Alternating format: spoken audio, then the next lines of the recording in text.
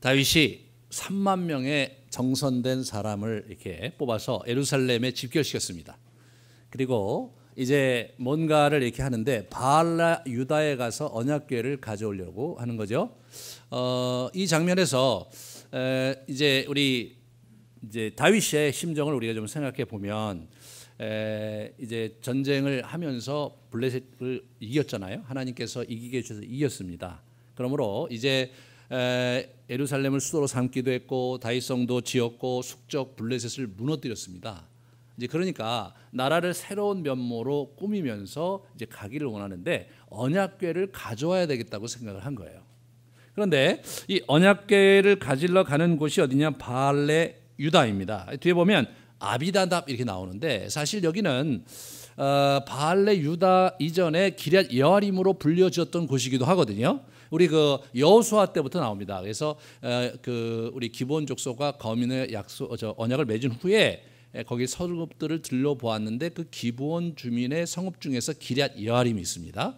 저 기럇 여아림은 그냥 문자적인 뜻은 숲의 성읍. 그래서 아마 숲이 아주 멋들어지게 있는 성읍이었던 것 같아요. 예, 그런데 그 다음에 이렇게 보시면 이제 여호수아서 15장에 보면 그 곳이 바알라 곧 기럇 여아림으로 접어들어 또 기럇 바알 혹은 기럇 여아림 이렇게 나옵니다. 그러니까 이게 바알이라는 이름이 들은 또 다른 이름이 있었던 거예요. 그 곳이.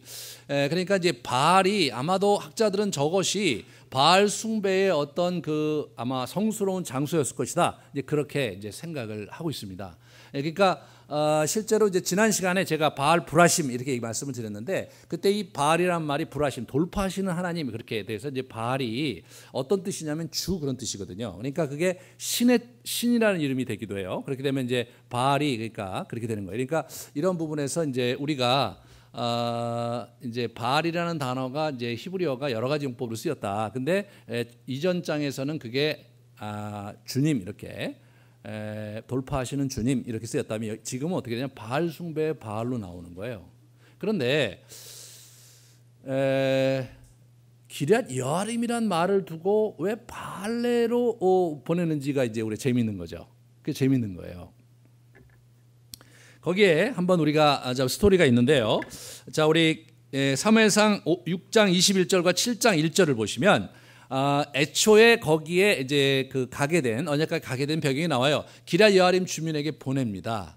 그래갖고 언약궤를 그리로 옮겨요. 그러니까 언약궤가 사실은 이제 그 전장에 보면 블레셋과 패해서 언약궤를 뺏겨요. 그래서 블레셋 다곤 신전 갖다 놨는데 다곤 신상들이 다 무너지고 그래갖고 이 사람들이 어렵게 그것을 이제 돌려보냅니다. 그게 벳세메스에 돌아왔거든요. 근데 벳세메스가 이제 유다 지방인데 그때 사람들이 이걸 잘못 만져서 많이 죽어요. 그러니까 이제 이 문제를 이제 이거를 워낙은 실로에 있던 건데 실로에 가져가지 못하고 그 근처에 기럇 여아림 주민에게 요청을 합니다. 근데 저 사람들이 기꺼이 가져다가 자기 마을에 그걸 안치하는 거예요. 가만히 생각해 보면 지금 벳세메스에서 저걸 잘못 건드려서 사람이 상당수 죽어 넘어졌는데 그거를 자기 마을로 가져오겠다고 하는데 그 애물단지잖아요. 그 마을 주민이 그걸 순순히 응했다는 게 너무 재밌죠. 저게 뭐냐면 특별히 저 지역이 굉장히 신성한 곳으로 이렇게 되어 있었던 곳인 것이 너무 분명합니다. 제가 이제 미국에 있을 때 그 아스펜이라고 그 굉장히 그 이 덴버 근처에 있는 그 커다란 그 산이 있는데 거기가 이제 스키 타는 고장으로 굉장히 유명한 곳이에요. 근데 거기에 이제 수도원이 있어서 그 수도원을 거기를 이제 세미나 때문에 갔었는데 그 수도원이 한 2,000m 정도 되는 고지에다가 이게 평원이 거기 있는데 거기에 이제 수도원이 하나 있는 거예요. 근데 거기가 참 너무 참 이렇게 분위기가 참 굉장히 경건하고 좋더라고요. 그래서 저는 이제 거기 뭐 수도원이 있으니까 그렇게 생각했는데 거기 있는 분이 얘기를 들려주는데 여기가 워낙은 인디안들의 성지였다는 거예요. 인디안들의 성지라 여기는 웬만한 사람들이 못 오게 돼 있었는데 인디안들이 이거를 이제 팔려고 하는데 그 추장이 여기는 성지이므로 일반 사람에게는 안 팔겠다. 상업 목적으로도 안 팔겠다. 여기는 누군가가 성스러운 곳으로 이곳을 사러 오는 사람에게 팔겠다고 십수년 기다리다가 이 이제 수도원 이제 사러 다니는 분들이 그 추장과 얘기했는데 그 당시 가격으로 아주 싼 가격에 주었다는 거예요. 저 그때 굉장히 신기했어요. 뭔가 장소가 이제 뭔가 이렇게 신비한 감이 돌고 우리가 얘기하면 뭐 기가 뭐 굉장히 세다든가 아니면 이렇게 영적으로 뭔가 영감이 열리는 아마 그런 곳이었겠다고 생각을 하는데 바로 저 기럇 여아림이 그런 곳이었던 것 같아요. 그러니까 기럇 여아림 주민들은 뭐 그런 거는 우리가 능히 해낼 수 있다. 당연히 그건 우리에게 와야 된다 생각해서 그들이 받아들였던 것 같아요. 근데 저게 우리 누굽니까 이 사무엘이 등장하기 전 한 20년 전에 있었던 일이거든요. 그리고 나서 지금 이게 사울 왕 내내 저걸 섬기질 않았어요. 그러니까 적어도 60년에서 70년 동안 저기 방치돼 있었던 거예요. 그런데 저 때는 뭐냐면 기럇 여아림에 보냈다 이렇게 나오잖아요. 그러니까 분명히 여호수아 시대의 그 시대는 어떻게 되냐면 기럇 여아림 또는 기럇 바알로 이름 붙였던 두 가지 이름이 있었는데 저 시대는 아예 바알이라는 이름이 없어졌어요. 그러니까 그렇게 하면서 경건하게 기럇 여아림 속에 이제 이렇게 언약궤를 줬는데 그러한 6, 70년 후에 저것이 이제 바알레로 바뀐 거예요. 그 바알레로 바뀌고 좀 왔다 갔다 합니다. 저걸 쭉 찾아보면은 성경이 막 기럇 여아림 썼다가 바알로 썼다가 왔다 갔다 하는데 거기에 이제 우리가 누굽니까 우리 에스라가 쓴 역대기 상에 보면요 좀 약간 재미난 표현이 나와요. 역대상 13장 3절에 보시면 우리가 우리 하나님의 궤를 우리에게로 옮겨오자 사울 때에는 우리가 궤 앞에서 묻지 않았다. 라고 얘기를 합니다. 그러니까 사울의 재위가 40년이거든요. 40년 동안에는 한 번도 언약궤에 가서 제사를 드리거나 그렇게 하지 않았어요. 그 이전에도 수십 년 동안 그렇게 있었던 거예요. 완전히 방치돼 있었죠. 이제 그런 70여 년 정도 방치돼 있었는데 그때 이제 어떻게 되냐면 13장 5절 6절을 이어서 이렇게 보시면 우리 에스라가 굉장히 이분이 그 제사장이었고 영적인 관점에서 이스라엘 역사를 재조명하고 있거든요. 역대상과 역대사에 하에 이렇게 보시면 기럇 여아림에서부터 하나님의 궤를 메우고자 할세 이렇게 나옵니다. 무슨 얘기냐? 지금 우리 오늘 우리가 보고 있는 사무엘 하에는 다윗을 시켜서 바알레에서 가져오라고 그러는데 이 사람은 기럇 여아림에서 그걸 가져오려고 할세 이렇게 번역을 하고 있는 거죠. 그러니까 적어도 에스라로서는 그곳을 바알레로 호칭하는 것을 견딜 수가 없었던 것 같아요. 네. 그래서 이 사람이 이렇게 나옵니다. 6절에 다윗이 온 이스라엘을 거느리고 바알라 곧 유다에 속한 기럇 여아림에 올라가서 그렇죠. 그렇게 얘기하고 있잖아요. 그러니까 다윗 시대에는 저기가 바알레로 불리고 있었다. 그러나 워낙은 기럇 여아림. 그 얘기는 지난 70년 동안 뭔가 영적으로 굉장히 퇴락했고 그리고 저기에 이제 언약궤가 있음에도 불구하고 이제 이스라엘 사람들은 언약궤를 무시하고 다녔던 거예요. 상자 하나가 거기 있는 것뿐일 거예요. 언약궤가 아무런 기능과 아무런 영향력도 행사하지 않았을 뿐만 아니라 이스라엘 사람 또한 언약궤에서 묵거나 제사 드리는 일을 하지 않았습니다. 예. 그러자 그곳이 과거에 바알 숭배의 처소로 불려졌던 바알레로 이렇게 이름이 불려진 것은 여러 가지 생각해 볼 만한 게 있어요. 거기를 왜 기럇 여아림이라는 이름이 그냥 순수한 이름이 있는데 왜 자꾸 바알레로 호칭했을까? 뭐 여러 가지 생각해 볼 수 있잖아요. 아마 그 바알을 숭배하는 일들이 아마 거기 다시 일어났을 수도 있고 또는 뭐 하나님이 뭐 별거 아니네 그러면서 그냥 바알이 더 아는 거 아니야 그래서 바알레로 빈정거리면서 이름을 부른 것일 수도 있고 어찌하든지 간에 저기가 호칭이 바알레로 호칭이 됐다는 것은 이스라엘이 지금 언약궤와는 상관없는 그러한 예배와 그런 의식을 행하고 있었던 것이 너무나 분명한 거죠. 이런 장면에서 저걸 가져오려고 지금 하고 있는 것 같아요. 있어요. 그래서 이제 3만 명을 불러 모아서 하는데 이때에 우리 이 역대상에 보면 우리 같이 이렇게 보시면요.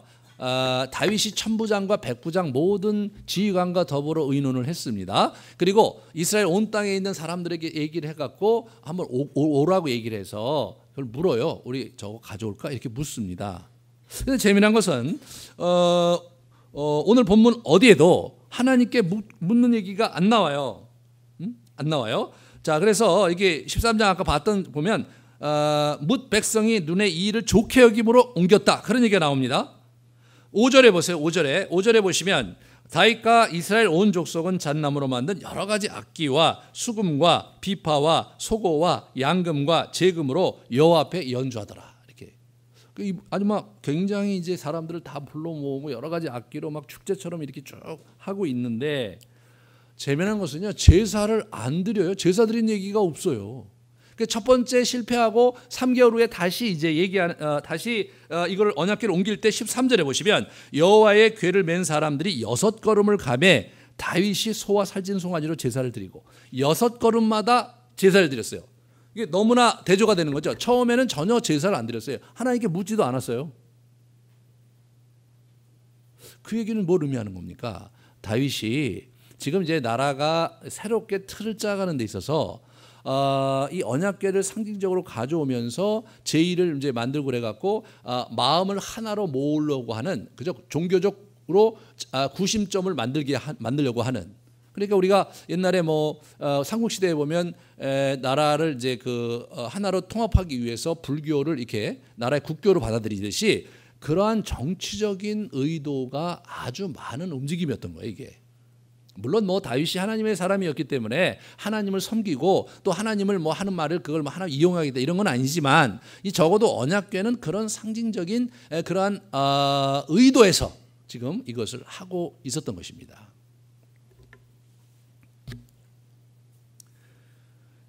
그것을 이제 우사가 그것을 몰다가 이제 죽잖아요. 언약궤를 잠깐 우리가 그림으로 좀 보도록 하겠습니다. 언약궤가 저렇게 생긴 거예요. 그래서 양채가 있어서 저희 금으로 돼 금으로요. 양채가 있어서 저걸 이렇게 사람들이 4명이 어깨에서 메고 또는 여러 명 메고 이렇게 움직이게 돼 있는 거예요. 근데 크기는 그렇게 크지 않아요.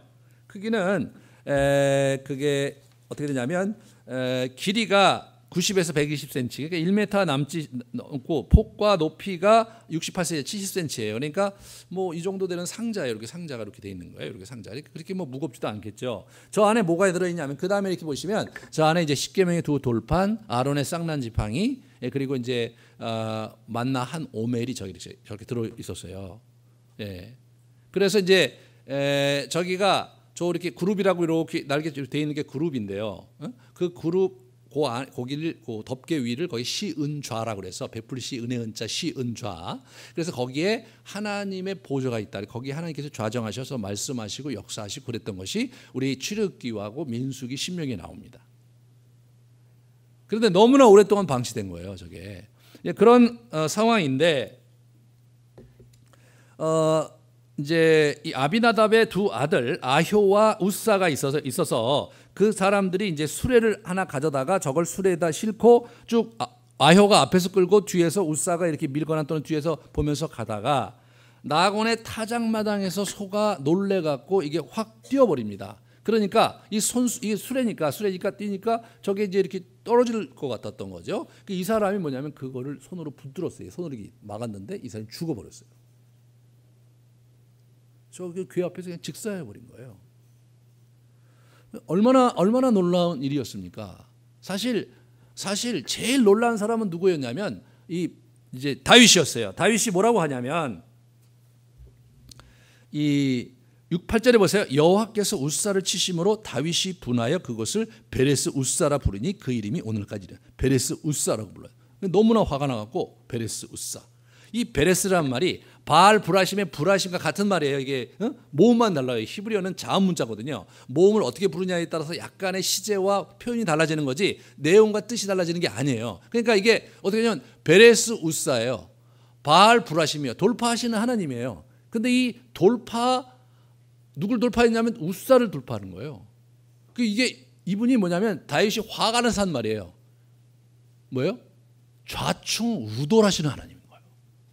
아니 이분이 지금 돌파할 때를 돌파해야지. 아니 그걸 가져오는 사람을 돌파하면 어떻게 되는 거예요? 굉장히 화가 났어요 이분이요. 다윗의 입장에서 보면요 하나님께서 산통 다 깨는 거 아닙니까 지금. 3만 명을 모아갖고 나름대로 자기의 그 나라를 한번 체기를 잡고 하려고 하는데 완전히 하나님께서 산통을 다 깨신 거예요.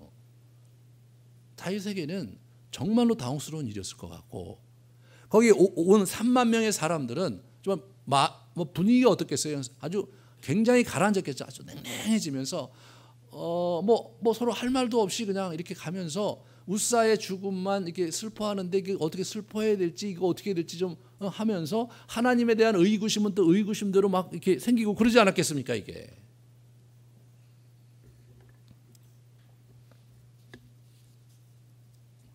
여기서 우리는 왜 하나님이 웃사를 죽이셨냐 이런 질문을 이제 하게 되는데, 첫 번째로 웃사가 잘못했다고 나와요. 7절에 잘못했는데, 그럼 뭘 잘못했느냐? 웃사가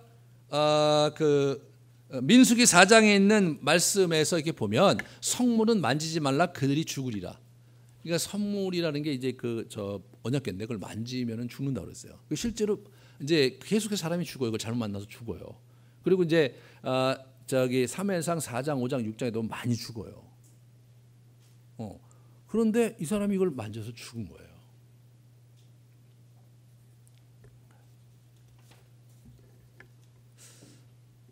이 부분을 이렇게 이제 가만히 이렇게 보면 다윗의 입장에서도 이게 쉽지는 않았겠지만 다윗은 이렇게 생각했을 수 있다고 저는 생각이 되더라고요. 이분이 사실 70년 동안 아무 일이 없었어요. 자기 살아생전 한 번도 뭐 언약궤에서 어떤 일이 있지를 않았어요. 그러니까 언약궤는 뭐냐면 더 이상 유효한 유효한 하나님의 임재가 있는 곳이 아니에요. 자기는 언약궤 없이도 전쟁을 치르고 있고 하나님을 만나고 있고 하나님께 제사를 드리고 있단 말이죠. 근데 굳이 뭐 언약궤가 꼭 필요하지 않은 것이라고 생각될 수도 있는 상황인데, 그러니까 그 상자가 상징성이 있으니까 상자를 상징적으로 갖다가 자기 선막에다가 장막에다 그걸 집어넣고 뭔가 그 체계를 잡으려고 하는 그런 생각이었을 것 같아요. 이런 일이 생기리라고 생각을 못했겠죠. 그런데 지금 뭐냐면 이 사람이 죽어요. 그 어떻게 죽느냐? 그거는 예전에 오경에 있었던 하나님의 약속의 말씀대로 죽는 거예요.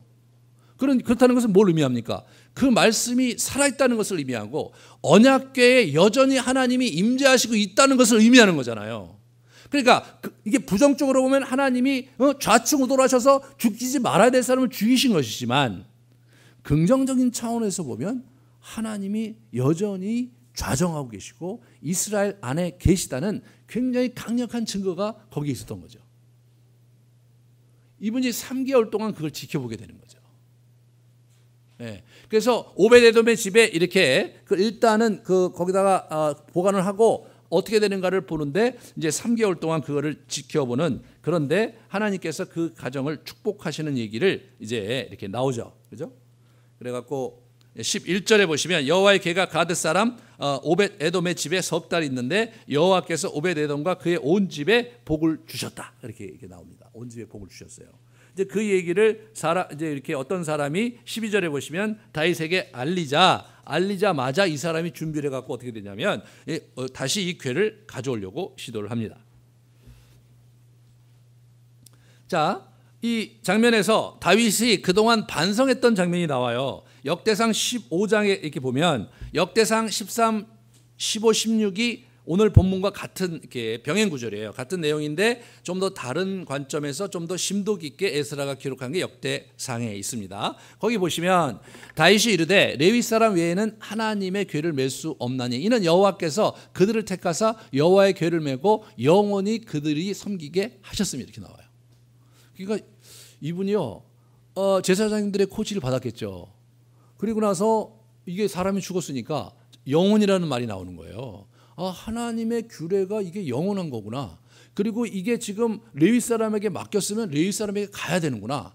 영원이라는 표현을 쓰잖아요, 이 사람이요. 그 다음에 13절에 전에는 너희가 매지 아니하였으므로 우리 하나님 여호와께서 우리를 찢으셨으니 이는 우리가 규례대로 그에게 구하지 아니하였기 때문이다. 그러니까 저걸 매야 되는데 이분이 수레를 준비했잖아요. 새 수레를.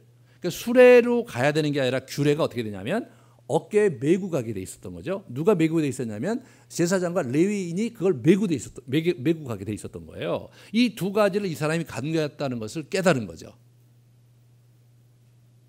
다윗이 반성한 거예요. 거기서 처음에 화를 냈지만 하나님이 왜 그러셨는가를 반성하고, 또 한편으로 볼 때는 하나님이 언약궤에 여전히 좌정하시고 언약궤를 통해서 말씀하시고 언약궤에서 능력을 행하신다는 희망적인 메시지도 거기 있었던 거거든요. 그러니까 이분이 이 다윗이요 뭘 본 거냐면, 그렇다면 원래 오경의 규례로 돌아가야 된다고 생각하고 그 규례대로 저거를 회복을 하는 거예요. 회복을 하는 거예요. 여러분, 이게 이제 언약궤가 이스라엘 백성에게는 뭘 의미하는 겁니까? 이게 하나님께 제사를 드리고 예배를 드리는 것을 상징하는 거고, 그거와 함께 하나님께 나아가서 뭐예요? 언약의 축복을 받는 것을 의미하는 겁니다, 여러분. 언약의 축복이 언약궤에 좌정하신 여호와 하나님, 시은자 자제 여호와 하나님의 말씀과 그의 은혜 속에서 이스라엘 백성이 축복을 얻게 되어 있는 것이 모세오경에서 한 얘기거든요. 근데 지금 너무나 오랫동안 언약궤가 방치됐다는 것은 뭘로 하냐면 소극적인 차원에서 하나님께서 도와주시고 인도하시면 있지만 이들을 축복하시진 않는 거예요. 예? 이게 굉장히 중요한 겁니다. 축복하시진 않는 거예요. 왜? 축복은 언약에 근거해서 언약의 관계 속에서 언약의 규례 속에 있을 때 축복이 흘러오는 거거든요. 이스라엘이 여러분 사사기 때부터 이때까지 축복을 받지 못했어요. 근근히 이어가고 있었어요. 이것이 저와 여러분이 주목해야 될 부분인 거죠. 정말 여러분이 오랫동안 혹시 하나님께 예배드리는 것을 방치하고 살지는 않았는가? 한번 돌아보셔야 됩니다. 예. 오랫동안 주일날 예배에 나오는 것에 여러분의 시간을 이제 쓰긴 하지만 마음이 진정으로 예배를 나오는데 쓰고 있었는가? 아니면 그냥 예배를 그냥 형식적으로 또는 습관적으로 예배를 드리고 있었다면 사실 진정한 의미에서 여러분 마음과 여러분의 가정에 언약궤가 들어온 것은 아닙니다. 언약궤 없이 산다고 해서 뭐 하나님과의 관계가 뭐 하나님이 안 도와주고 그런 건 아니지만, 그러나 언약궤를 들여온다는 것은 무엇을 의미하냐면 하나님께서 성경에 약속하신 언약 백성에게 약속하신 그 약속의 말씀이 이제 어떻게 제 기능으로 돌아가게 된다는 것을 의미하는 거예요. 다윗이 그걸 깨달은 겁니다.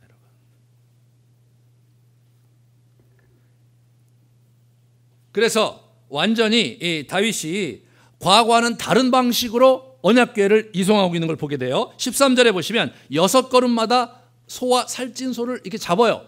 근데 실제로 레위기에 보면 살찐소가 이게 잡는 게 안 나와요. 그 여기 있는 이 제물이 레위기에 나와 있는 제물이 아니에요. 이게 뭡니까 지금? 이거 지금 언약궤를 옮기는 과정에 드리는 제사도 레위기에 나와 있는 규례가 아니에요. 이 사람이 그냥 만든 거예요, 자기가. 이 하나님이 살아계셨는데 우리가 지난 수십 년 동안 하나님을 온전히 받들지 못했구나, 우리가. 그래서 이제 받들어야 된다고 생각해서 레위기 규정은 아니라 할지라도 하나님께 제사를 드리려고 제사의 절차를 나름대로 만들어서 자기가 하고 있는 거예요, 이 사람이요. 자기는 뭐예요? 배 에봇을 입는 거예요. 자기 배 에봇을 입고 말이에요. 자기 제사장 아닌데도 배 에봇을 입고 거기서 6걸음마다 제물을 드리는데 제물은 레위기에 나와 있는 그 제물이 아니라 자기가 생각한 좋은 제물을 드리는 거예요, 이분이요. 완전히 달라집니다. 이게 지금 내가 단순히 상징적인 하나의 궤를 가져오는 게 아니라 하나님을 모셔드리는 거다. 하나님의 임재를 내 궁에 모셔드리는 거다. 그리고 그의 통치 가운데 들어가는 거다. 이 사람이 그렇게 바뀐 거예요.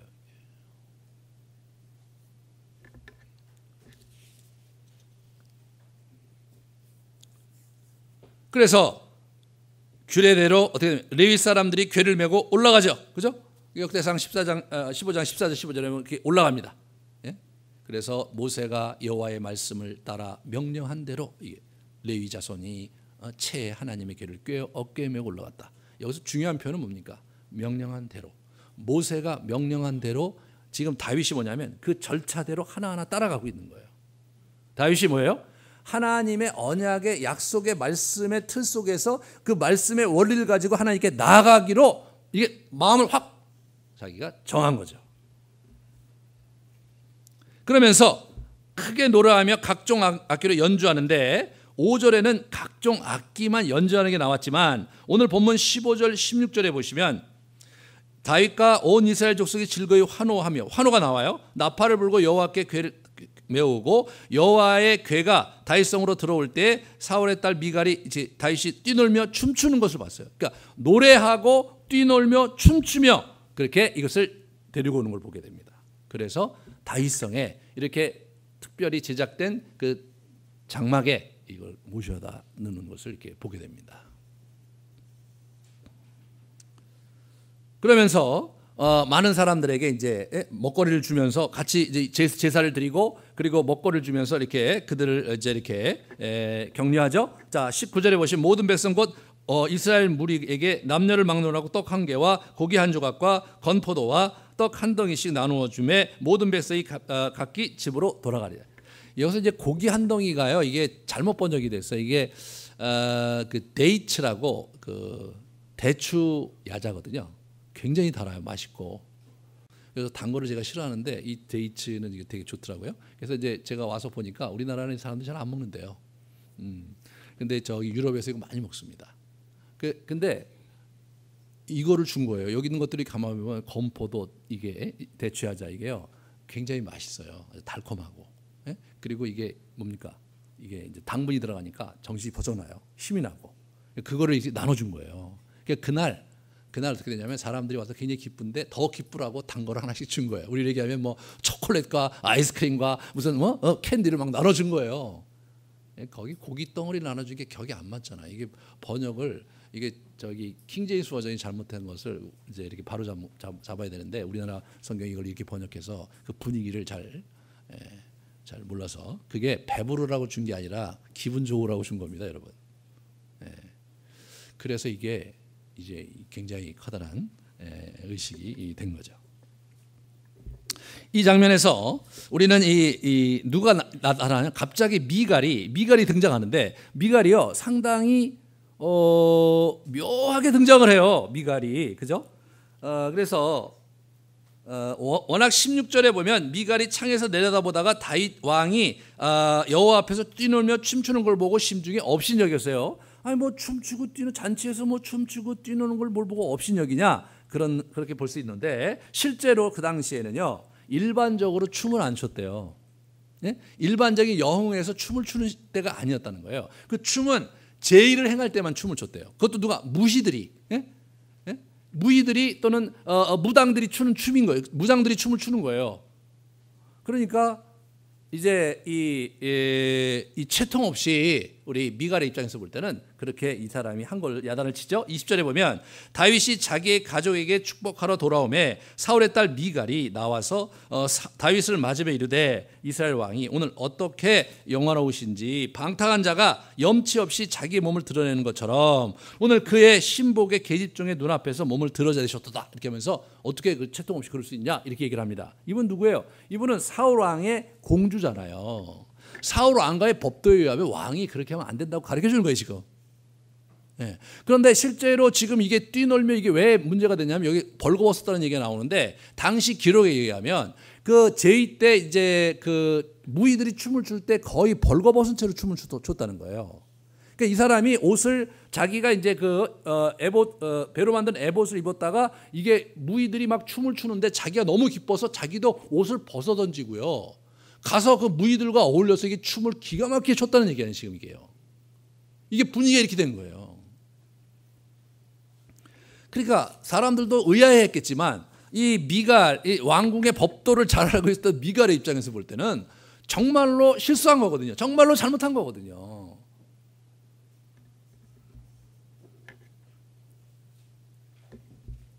그래서 지적을 했는데 이 부분에서 여러분이 이제 다윗이요. 이게 이제 다윗의 기분을 좀 아셔야 돼요. 다윗이 지금 뭐냐면 가족에게 축복하러 내려오는 거예요. 그죠? 20절에 다윗이 자기 가족에게 축복하러 오는 거예요. 기분이 지금 좋아서. 근데 여기 19절에 사람들 다 돌려보냈는데 여기 보시면 뭐 간단하게 17절에 보시면 장막 가운데 그걸 준비한 자리에다가 궤를 앉혀놓고 번제와 화목제를 드리고 그리고 만군의 여호와 이름으로 백성을 축복하고 그리고 사람들에게 먹거리를 나눠주고 그리고 온 것처럼 돼 있지만 여기에 굉장한 일이 있었어요. 그것을 에스라가 역대상 15장 16장에 그것을 이제 기록을 해놓고 있어요. 특별히 역대상 16장 40절서부터 43절을 같이 보면 항상 아침 저녁으로 번제단 위에 여호와께 번제를 드리되 여호와의 율법에 기록하여 이스라엘에게 명령하신 대로 준행하게 하였다. 이게 뭡니까? 단순히 이제 이게 언약궤를 가져오는 게 아니라 예전에 광야 때부터 그리고 여호수아 시대까지 계속해서 드렸던 아침 저녁 번제를 드리겠다는 거예요. 이 기능을 회복을 한 거예요.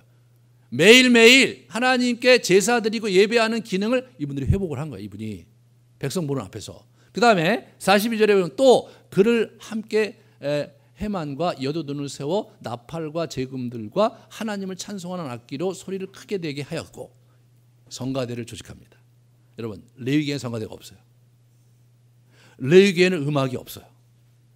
레위기는요, 이게 이제 뭡니까? 이 광야에서 이 사람들이 이제 성막에다가 언약궤를 놓고 이게 행진을 하는데 하나님이 음악을 원치 않으셨던 것 같아요. 왜냐하면 광야가 침묵이잖아요. 침묵 가운데 쑥 들어가길 원하셨던 것 같아요. 근데 다윗은 지금 광야가 아니거든요. 이 사람이 뭐냐면 새롭게 플러스 알파를 하는 거예요. 이 사람이 기타리스트잖아요. 노래를 굉장히 잘하고 노래도 많이 작곡하고 기타도 연주를 해서 사울 왕의 이 전문 연주가로 데뷔할 정도로 이 사람이 굉장히 그 노래를 잘하는 사람이잖아요. 음악을 좋아하는 사람이에요. 그러니까 이 사람이 성가대를 만든 거예요. 그 성가대로 해갖고 막 소리를 높게 하니까 이게 굉장히 화려했을 거라는 생각이 들어요. 그리고 이에 뭇 백성은 각각 그 집으로 돌아가고 다윗이 지금 기분이 끝까지 올라왔어요. 기분이 너무 좋아요. 너무 좋아갖고 와갖고 집에 와서 또 자기 식구들 축복하려고 왔는데 거기에 미갈이 찬물을 확 끼얹은 거예요.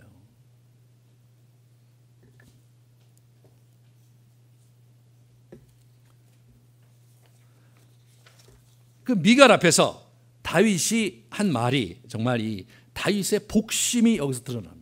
다윗의 진정 자기 마음에 있었던 게 무엇인지가 드러나는 거예요. 다윗이 미갈에게 이르되 이는 여호와 앞에서 한 것이니라.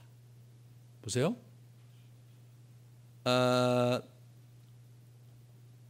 그가 네 아버지와 그의 온 집을 버리시고 나를 택하사 나를 여호와의 백성 이스라엘의 주권자로 삼으셨으니 내가 여호와 앞에서 뛰놀리라. 내가 여호와 앞에서 한 것이라. 내가 여호와 앞에서 뛰놀리라. 여호와 앞에서 그렇게 한 거다 이거예요. 니네 집안에서, 네 애비 집안에서 왕권을 나에게 주셨고 이 온 이스라엘에게 다스릴 권한을 나에게 주신 그 여호와를 내가 어떻게 찬양하지 않을 수 있냐? 나는 그보다 더한 짓을 할 수 있다. 그러면서 22절에 내가 이보다 더 낮아져서 스스로 천하게 보일지라도 네가 말한 바 계집 쪽에는 내가 높임을 받을 것이다 이렇게 얘기를 하는 거예요. 이게. 그러면서 아주 굉장히 기분이 나빠서 굉장히 불쾌하게 그럴 것입니다. 나는 그보다 더한 짓도 할 수 있다. 하나님께서 나를 이렇게 완전히 옛날에 광야의 벼룩 같고 말이에요. 완전히 개같이 말이에요. 깨진 그릇같이 나를 완전히 네 아버지가 네 애비가 나를 그렇게 처박아 뒀는데 그 처박아 뒀던 그 10년의 세월 속에서 궁극적으로 나를 건지신 이가 여호와 하나님이시고 말이에요. 그리고 그 하나님께서 내가 나라를 이렇게 주셔갖고 이 나라를 다스리게 하신 분이 그분이신데 내가 그분 앞에서 뭔 짓을 못하겠냐. 옷을 훌라당 벗고 그 이상 비천하게 된다 할지라도 나는 개의치 않는다. 나는 주 여호와를 너무 기뻐하고 좋아하고 난 찬양하고 살 거다. 하지만 네가 생각했듯이 나를 그렇게 보고 있는 사람들은 나를 비천하게 여기지 않을 거다. 그런 얘기를 하면서 이제 얘기가 끝나는 겁니다. 이 다윗이요, 이 마음의 복심이 여호와를 정말 기뻐하는 마음이 이 사람이 있었던 거예요. 정말로. 그러니까 그 이전 장면을 보면 이 언약궤가 70년이나 방치돼서 아무 일이 없었는데 하나님께서 언약궤에 무슨 일을 행하셨는가 해서 그냥 자기는 마음 편하게 그냥 그런 거 가져오는 거 여호와께 물을 것도 아니고, 만약 여호와가 좌정하셔서 말씀하시는 그런 상황이었다면 그렇게 못하겠지만 그래서 자기가 그냥 가져다가 그냥 하려고 했는데 이게 덜커덩대면서 사람이 죽었어요. 처음에는 베레스 우스하면서 이 좌충우돌하시는 하나님은 화가 나서 얘기를 했는데 3개월 동안 본인이 가만히 이게 묵상하고 또 제사장들에게 코치를 받으면서 자문을 받으면서 생각해 보니까 아니 이 양반 거기서 그렇다면 그 70여 년 동안 우리를 기다렸다는 거 아닌가? 그 아무도 찾아주지 않는 그 언약궤에 좌정하시고 지난 수십 년 동안 우리를 기다리셨다는 건 아닌가 말이에요. 여기에 이분이 굉장히 마음이 울컥하셨는 것 같아요. 그래서 가만히 보니까 하나님께서 그 복을 주시는 거 보니까 이제 됐다. 그래갖고 어떻게 됩니까? 완전히 판을 다시 짜는 거예요. 제사 제도 다시 마련하고, 그리고 천막을 새로 싹 만들고, 그리고 막 음식을 잔뜩 준비해서 오는 사람한테 줄 만큼 충분한 음식도 준비하고, 그리고 성가대 준비하고, 그렇게 해갖고 일을 기가 막히게 처리를 한 거예요, 이분이요. 그런데 가다 보니까 자기가 너무 기쁜 거예요. 뭐 처음에 자기가 뭐 5% 던지고 자기가 뭐 이렇게 무희하고 같이 하려고 생각은 안 했겠죠. 중간에 너무나 북받쳐 오르면서 지난 세월의 아픔과 지난 세월에 다윗에게 사울에게 쫓기면서 겪었던 수많은 눈물들, 예? 아침과 저녁에 정말 기도하면서 기타 치면서 주님께 드렸던 그 순간 그 모든 것들이 올라오면서 이 사람의 마음을 너무 기쁘게 했던 것 같아요. 그래서 이 사람이 거기 가서 그냥 옷을 벗어 던지고 무리들과 함께 춤추면서 기쁘게 뛰놀고, 그리고 하나님께 영광을 돌리고 제사를 드리고 아침 저녁으로 해라, 사람들에게 다 맛있는 거 나눠줘라, 이렇게 하면서 그냥 아주 흐드러지게 언약궤를 자기 궁에 모십니다.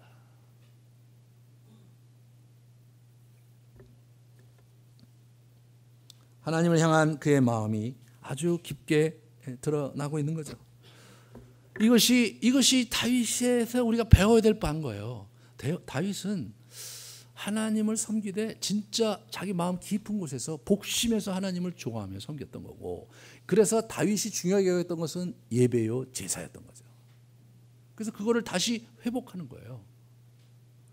다윗은요, 개인적인 차원에서 그는 개인적으로 하나님께 기도하고 개인적으로 찬양하고 그런 사람, 기도 많이 하는 사람이었죠. 개인적인 예배가 있었는데 지금 뭐냐면 이 공동체가 예배가 없이 지낸 지가 너무 오래된 거예요. 이스라엘 공동체가 하나님을 예배하는 기능이 완전히 무색해되고 없었던 거예요. 그거를 회복하는 가운데 다윗이 큰 영감을 받은 겁니다. 그러면서 다윗이 그 하나님의 통치에 들어가고 다윗 왕국을 그분께 바치면서 그분의 통치 아래 들어가면서 정복 전쟁을 8장에 펼치는데 엄청난 정복 전쟁이 일어나면서 어떻게 됩니까? 이 이스라엘이 크게 하나님의 축복을 부여잡는 그런 역사를 그가 경험하게 되는 겁니다. 저는 저와 여러분이 정말 이 꼭지를 잡아야 된다고 생각해요. 하나님을 예배하는 것, 이것이 축복의 통로거든요. 하나님의 성경에 우리에게 약속하셨던 모든 것은 지금도 그대로 영원히 이어지고 있는데, 우리가 하나님께 예배를 건강하게 회복할 때 그 예배 초소에 그분이 임재하시면서 그분의 영광과 그분의 약속을 이루어 주시는 것, 그게 구약 전체의 스토리거든요.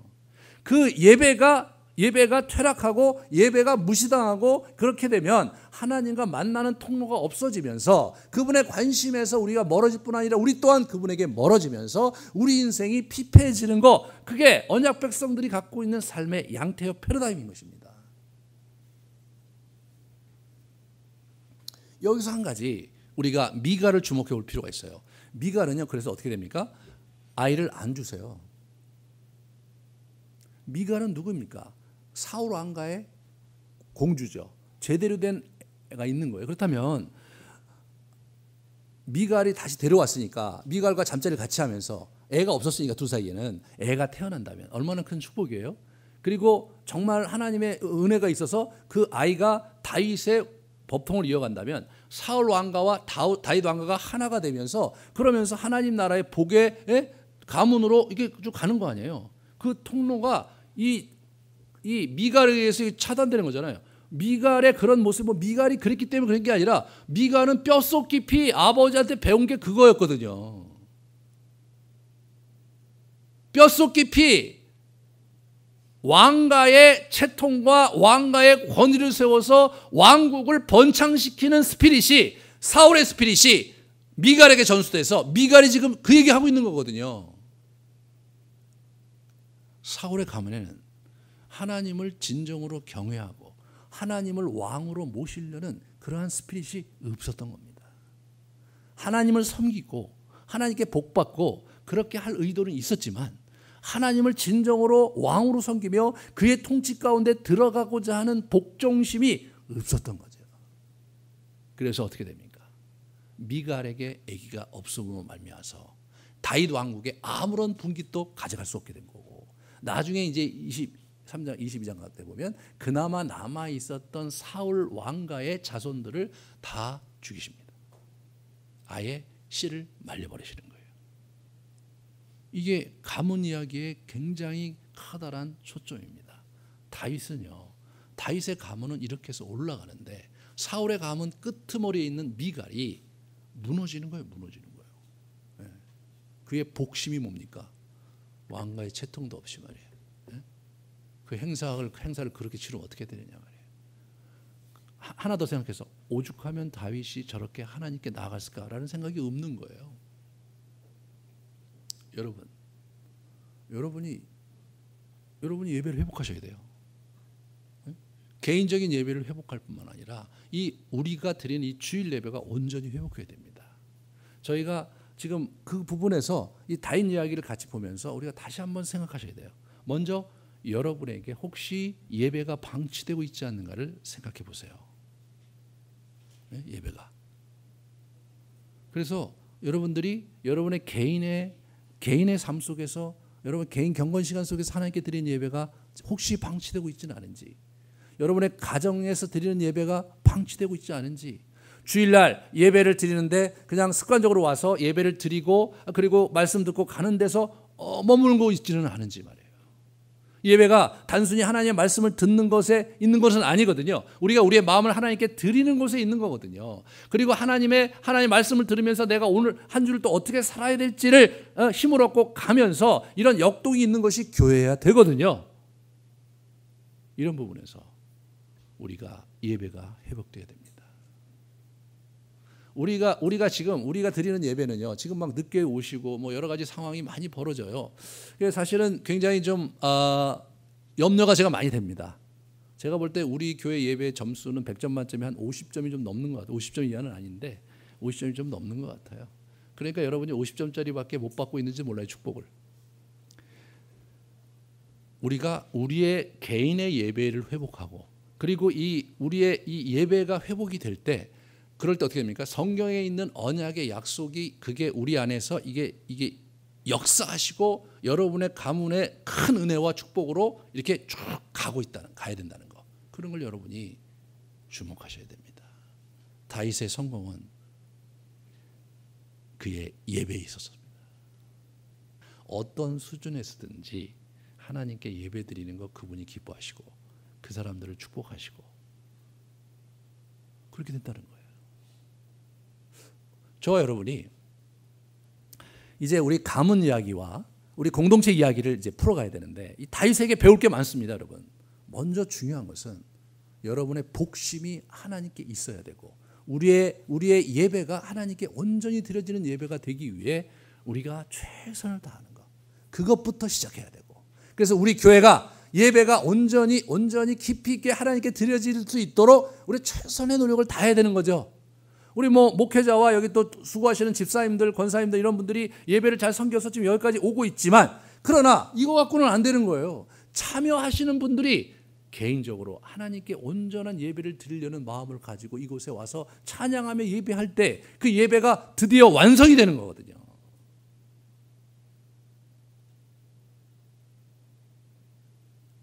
이것이 하나의 무슨 바리새이처럼 여러분 그러면 안 됩니다, 제 시간에 오게, 이런 얘기를 해야 되는 것 자체가 부끄러운 거예요. 언제까지 철없이 그렇게 살겠어요.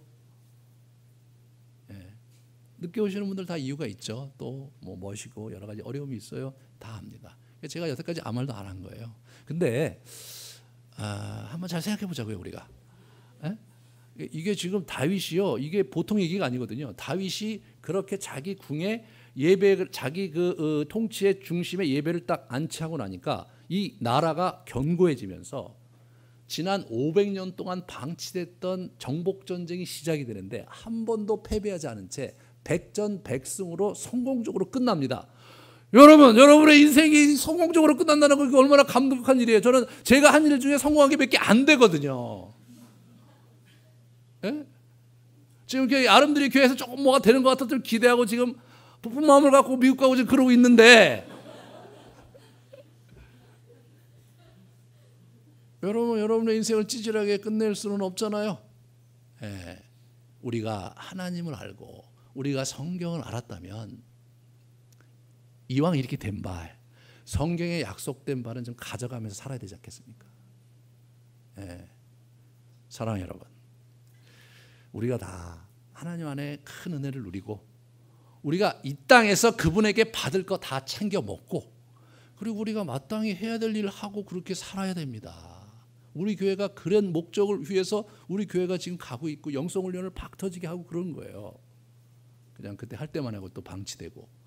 그래서 굉장히 많은 분들이 지금 영성훈련 완투했는데 안 하고 계시다는 얘기를 제가 자꾸 듣습니다. 여러분이 계속해서 언약궤를 방치하고 있는 거죠. 정신 차리세요. 정신 차리시고. 그래서 다시 힘을 내서 저희가 정말 우리 인생을 예배 속에서 하나님을 붙잡으면서 완성하는 복된 여러분 되시기를 주님의 이름으로 축원합니다. 같이 우리 기도합시다. 우리 자신을 이렇게 돌아보시면서 다윗처럼 정말 무너진 예배를 회복하고 무너진 가정의 예배와 무너진 교회 예배를 회복하면서 주님을 붙잡을 수 있는 자들 될 수 있게 해달라고 같이 우리 기도하시겠습니다. 하나님, 이제는 우리 가운데 오셔서 참 예배의 문을 열어주신 예수 그리스도의 은혜와 신령과 진정으로 예배한 자를 찾으시는 하나님의 크신 마음과 늘 우리 가운데 참으로 평강과 은혜를 주실 뿐 아니라 힘찬 아버지 소망을 주시기에 아버지 힘을 기울여 주시는 성령의 역사하심이 오늘 이 자리에 다윗의 가문을 쫓아 우리의 가문을 읽으며 우리의 인생을 읽고자 하는 우리 귀한 성도님들 머리 위에 우리의 가족 위에 이제로부터 영원토록 함께 있을지어다.